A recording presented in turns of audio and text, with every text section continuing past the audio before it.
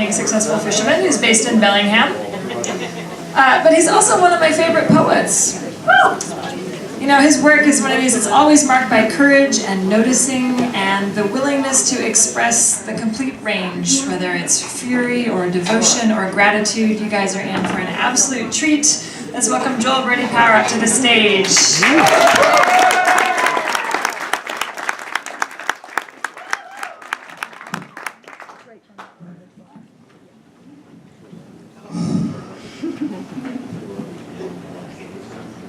At the heart, it's water, where the rivers, like veins, flow from the glaciers and swell when it rains, providing safe passage for salmon not slain, from the ocean's embrace to the streams whence they came, to spawn and to die, but their bodies remain, to fertilize the forest, rising up from the banks.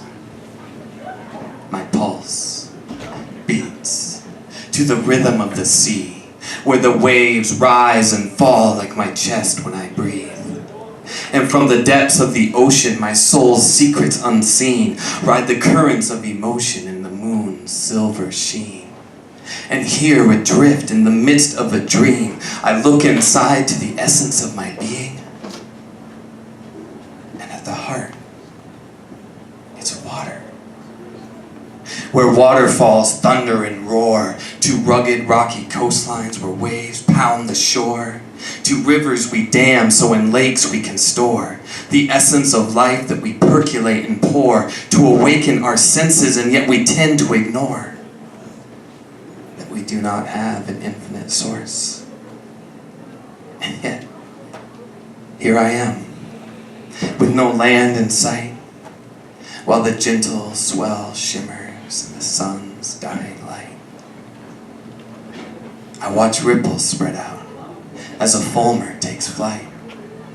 Blue fades to black, day turns to night, and moonlight reflections dance as I reflect on my life. And at the heart, it's water. I see a child, eyes open wide. I smell seaweed on the rocks, exposed by the tide. I feel the ocean's rhythm become part of my stride. And as the rain pours down, I tilt my head to the sky.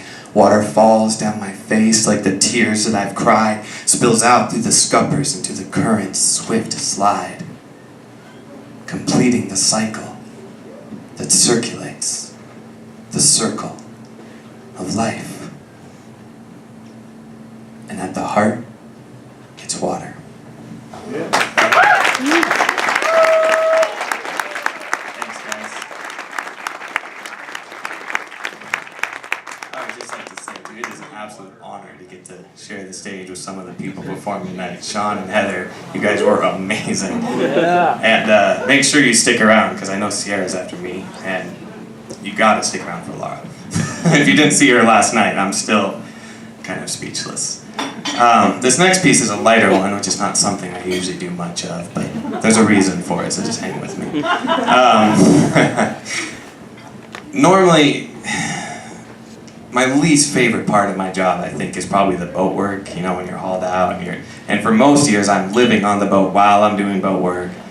Fiberglass dust, all the things. But I would like to say that this year, I wrote this piece a few years ago, but there's a couple people in the audience tonight.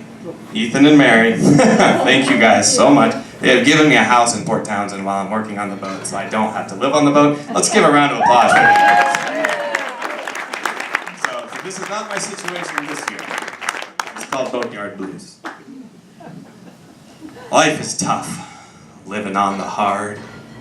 The ocean I love feels awfully far from this yard. I'd sure as hell rather be fishing than breathing this fiber dust. And I'd rather be watching the sunset than watching this rudder rust. It just doesn't seem right for a boat to be high and dry. You can't feel the waters roll. The port frowns on pissing over the side. It seems like all I do here is watch my money float away. I've never worked so hard knowing I won't get paid.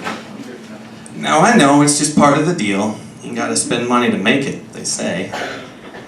Funny how I always thought it would work the other way. And to think I'm paying a hefty sum just for the privilege of being here, wondering when it's acceptable to switch from coffee to beer. Yeah, I got the boatyard blues. Looks like we'll head to Seabrook again. After all, a boat is just a hole to throw your money in. But I bide my time, bouncing from the coffee shop to the bar, dreaming of better days, adrift beneath the stars. For deep down I know that all of this will pass, and this boatyard will be but a memory, instead of such a pain in my back pocket.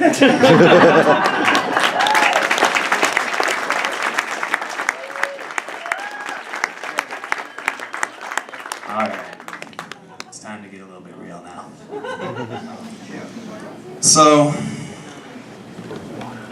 with everything going on in our country and the world right now, I really feel like this is an important time to see each other, to be seen by each other, and to stand up for, what we believe in, to really speak our truth. Amen. And this piece I've been working on for quite a few years. And actually there's some people in the audience here that helped me with this one. Hey, there you guys are. Thank you. I'm not going to say much more, actually. This piece is called Assumptions, and it's long, so be patient.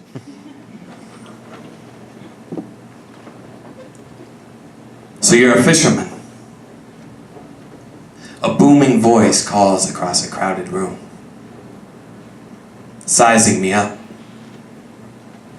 carefully placing me somewhere on his yardstick of masculinity. Immediately I tense up, aware of the assumptions about to consume me, simplifying my existence, boiling me down to soften my edges and make me easier to swallow. I've been here before. I know what comes next. Alliance established, you feel safe now. Testosterone pumping. To broadcast your misogyny, your homophobia, your racism.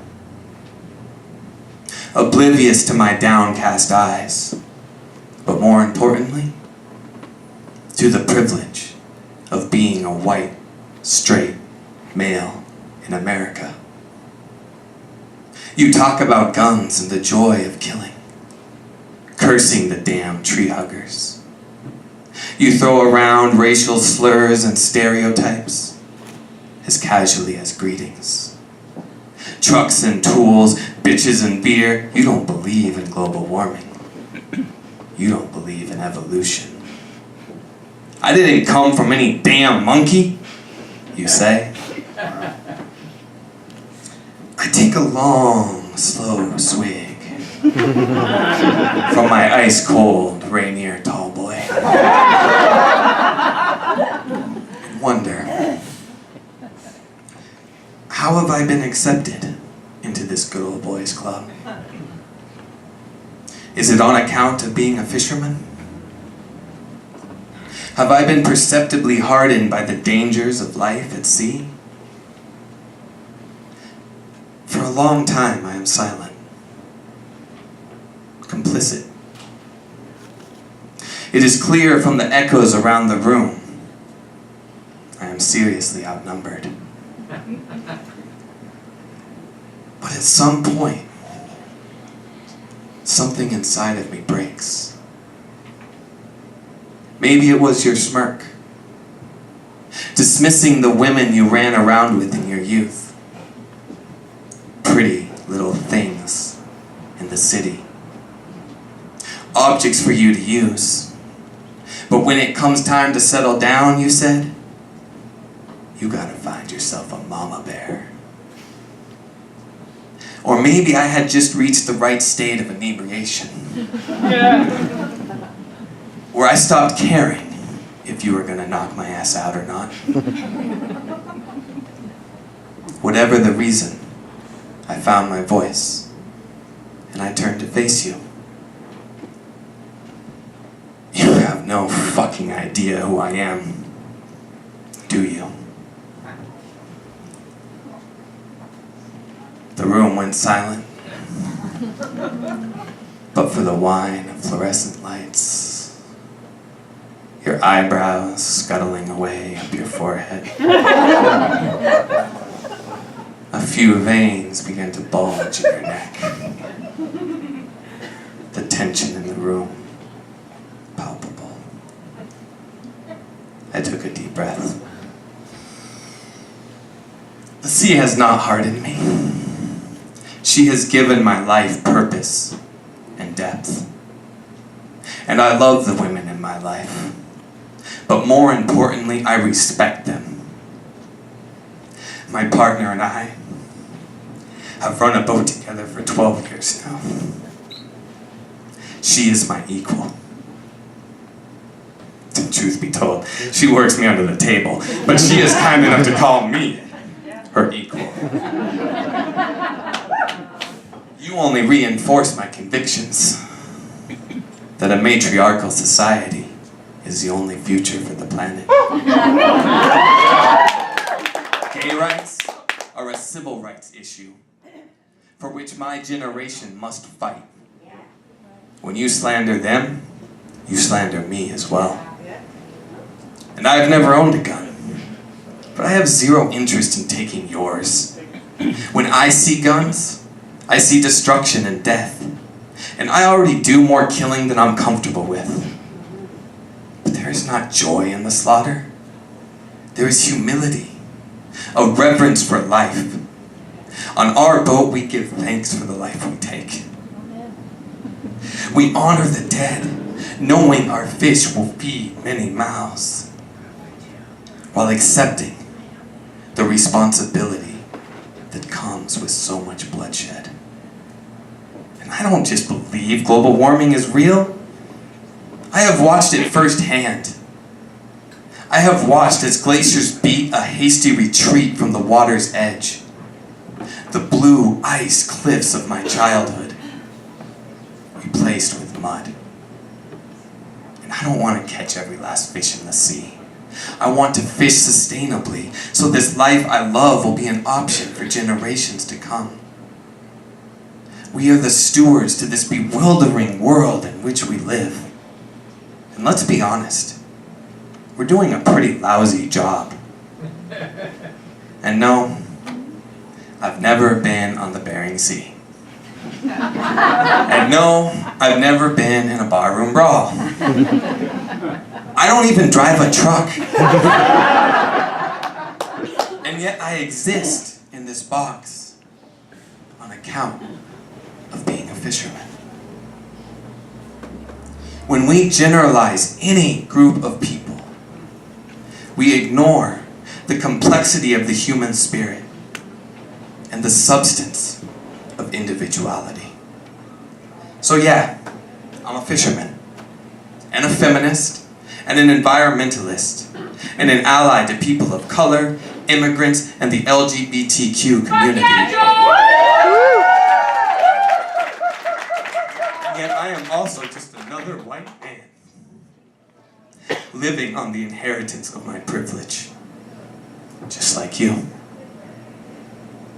And I know fishermen who are teachers, fishermen who are engineers, fishermen who are nurses, mothers, fathers, sons, and daughters, fishermen who are straight, fishermen who are queer, fishermen who are patriots, anarchists, rednecks, peaceniks, poets, screamers, dreamers, and assholes. Yeah. So just because I'm a fisherman, don't assume you know who I am.